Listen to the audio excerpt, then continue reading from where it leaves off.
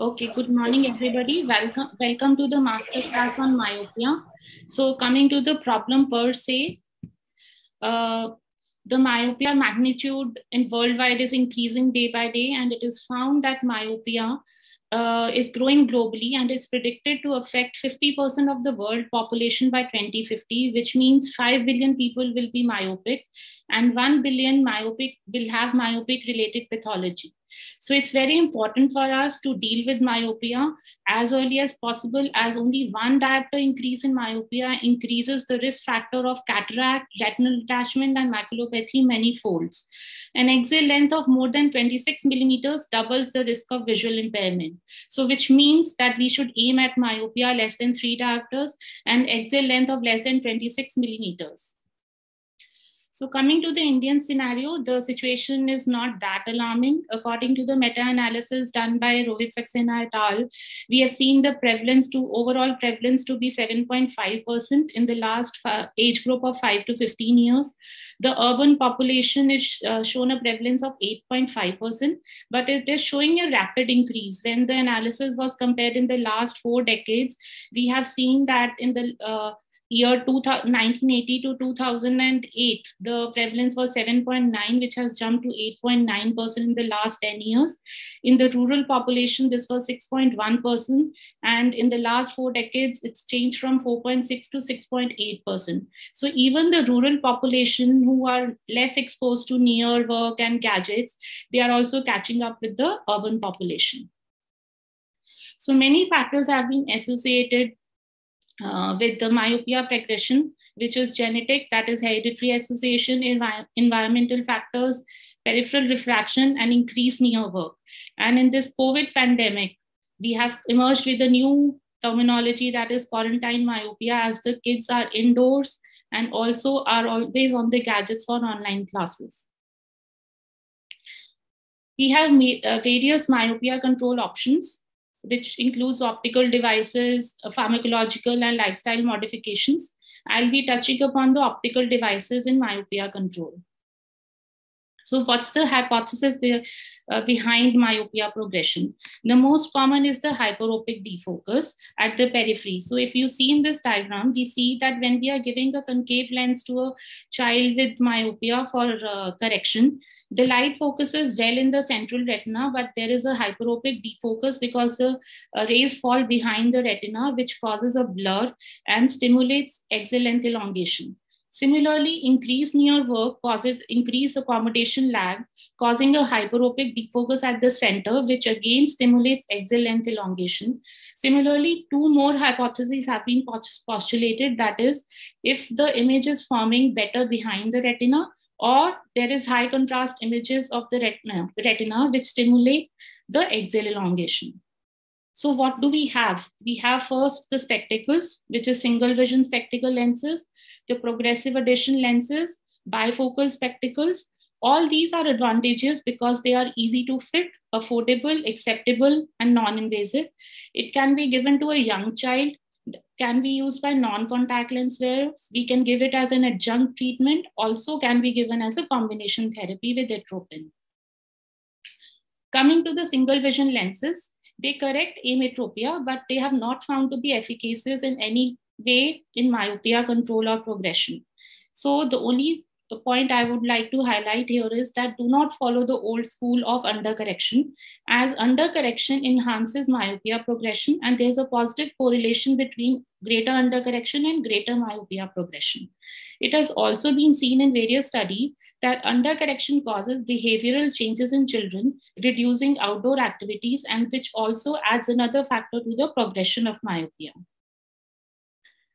Coming to progressive lenses, once we are giving progressive lenses, a large zone of AD in the inferior zone creates a relative myopic shift in the superior retina. In case of progressive lenses, it's more on a wider zone of image formation, which reduces near focusing effort while reading, and thus creates a myopic defocus, reducing the stimulation of axial elongation. So the largest RCT which was done for progressive lenses was by Gvazada et al. In the COMET study, where they compared +2 addition pals with single vision lenses. but they found a statistically significant difference and with a lesser progression with progressive lenses, but this was clinically insignificant to change any way in our practice. Then it was reinvestigated in 2003, where progressive lenses were found to have some clinically small difference in myopia progression of 0.28%. Further, Bernstein et al. Have done the STAMP study, that is study of theories about myopia progression, where they found that progressive lenses showed some asymmetry between the horizontal and the vertical meridian in the peripheral retinal refraction, causing some advantage to the kids using progressive lenses over single vision lenses. But still, the use of progressive lenses is questionable and more studies have to be done. And one ad is not standard fit for all children.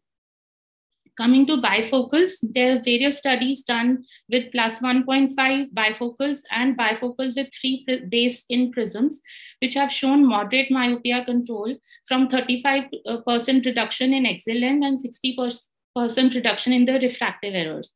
There were similar results with both the form of glasses, that is bifocals, and with prisms in children with accommodative lag more than 1 diopter, but better results were found with prismatic bifocals in children with low accommodative lag. So the various designs available in the market are the peripheral aspheric design. They are not available in India, but outside. The first one is the MyoVision Pro by Zeiss, and the prismatic bifocal, that is MyoPlux Max by Essilor. This was supposed to be launched last year in India also, but it's still not available because of the COVID.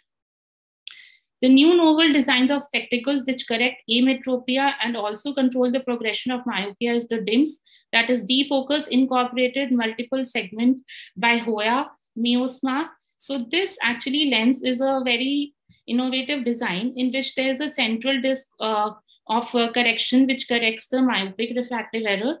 And in the periphery, there are plus 3.5 myopic defocus lenslets, as you can see in this triangular diagram, in which they cause a myopic defocus in the peripheral retina and thus reduce the stimulation of axial length elongation. Similarly, the newest of all is the highly aspheric lenslet Target by Essilor. So this actually works on the principle of creating a volume of myopic defocus. As you can see in this diagram, there are 11 small lenslets around the central focus lens, which cause a volume of myopic defocus, as we can see in the white nutshell behind, which again help us in myopia progression. Coming to contact lenses, we have conventional, multifocal, and the orthokeratology. The conventional soft contact lenses have shown no statistically significant difference in myopia progression when compared to spectacles, and low oxygen transmissibility is linked to higher myopia progression, but there is no substantial evidence in the literature.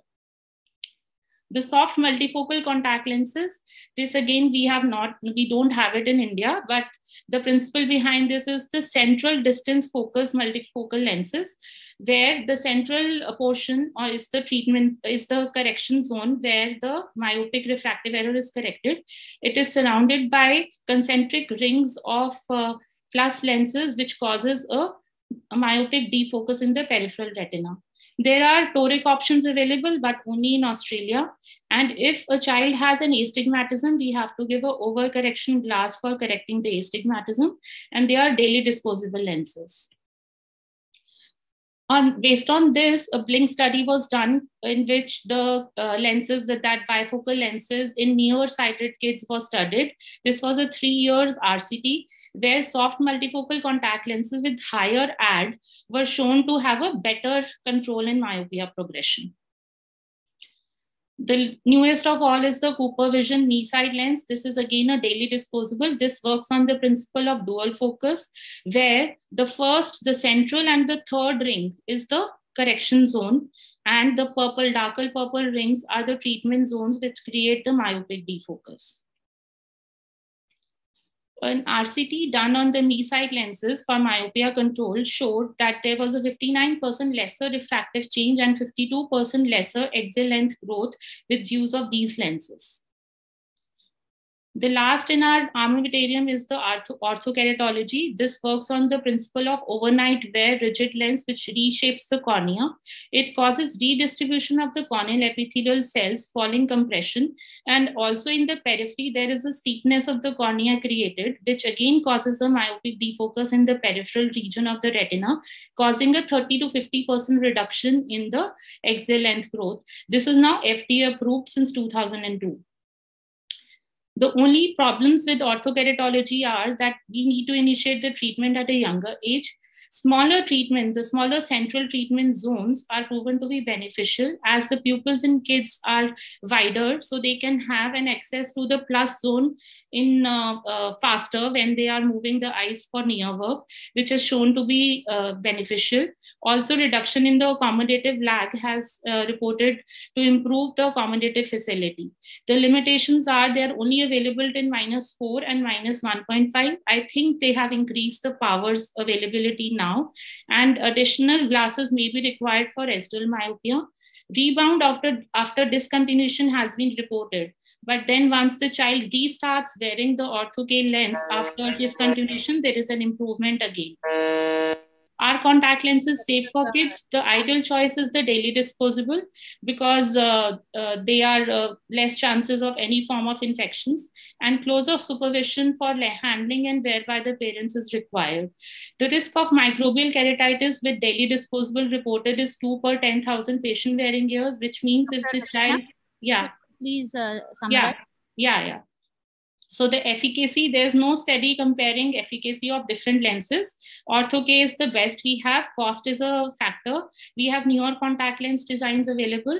So what to prescribe? This is my last slide. So if the child, the contact lenses would be the first option. If the child is a contact lens wearer and the patients are motivated, we can offer them orthokeratology because multifocal soft contact lenses are not available in India.